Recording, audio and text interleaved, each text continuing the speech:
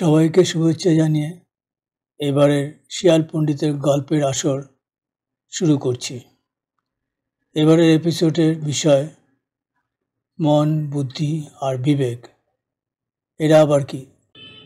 সত্যি তো, মন, বুদ্ধি আর বিবেক এরা আবার কি? আমাদের জীবনের সাথে কি সম্পর্ক? এদের নিয়ে আমাদের কি কাজ, বা আমাদের জীবনে কোনো প্রয়োজনটাই বা কি? আমরা কখনো ভেবে দেখেছি কি? এসব নিয়ে আজ কিছু আলোচনা। এই কথাটা নিশ্চয়ই মানবেন যে আমাদের সৃষ্টিকর্তা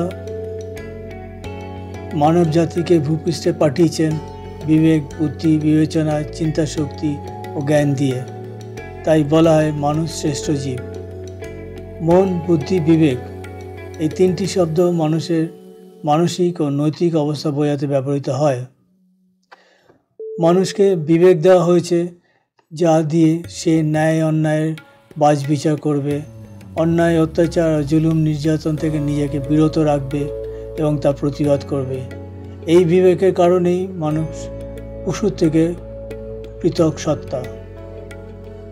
মানুষ যখন নিজের পশুবৃত্তিকে নিয়ন্ত্রণ করে, তখন বিবেক দ্বারা পরিচালিত হয়ে সৎভাবে দৈনিক জীবনযাপন করে, তাই শ্রেষ্ঠ জীব হিসেবে বিবেচিত হয়।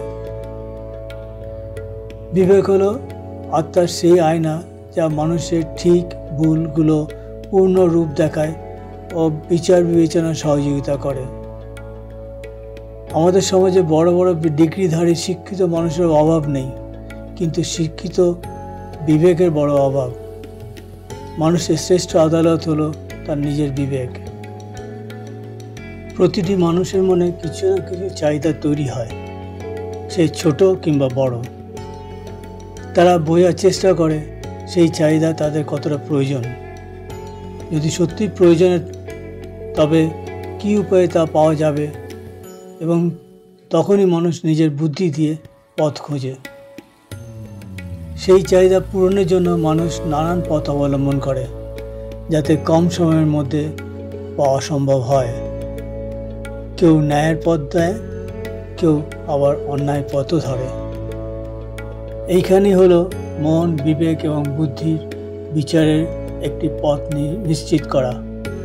এই তিনটি সমন্বয়ে যারা সিদ্ধান্ত নেন, তারা নিশ্চিত তাদের ইচ্ছে পূরণ হবেই।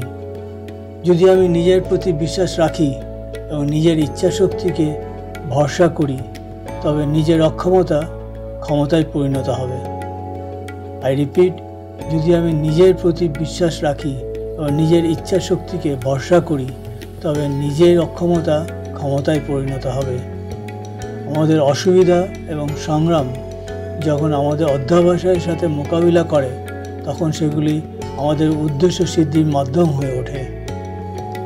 আর যারা এই তিনের অর্থাৎ মন, বুদ্ধি আর বিবেকের সমন্বয়ে সিদ্ধান্ত নিতে পারে না, কিন্তু যেন তেন প্রকারে সেই চাহিদাটায় চাই, তাহলে নিশ্চিত সে ভুল পথে চালিত হবে এবং বিপদে পড়বে।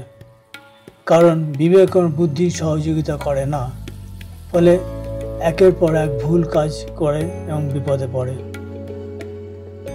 তাই আমাদের চেষ্টা করা উচিত এই তিনটি অর্থাৎ মন, বুদ্ধি, বিবেক এই তিনের সমন্বয়ে বিচারে পথ খোঁজা।